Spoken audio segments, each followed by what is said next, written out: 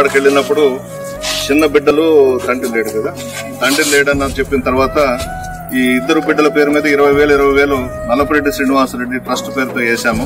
వాళ్ళకి 18 ఏళ్ళు వచ్చిన తర్వాత వాళ్ళు దీన్ని డ్రా చేసుకుని చదువుకు ఉపయోగించుకుంటారు. ఇప్పుడు కూడా నేను చేస్తాను. All the best.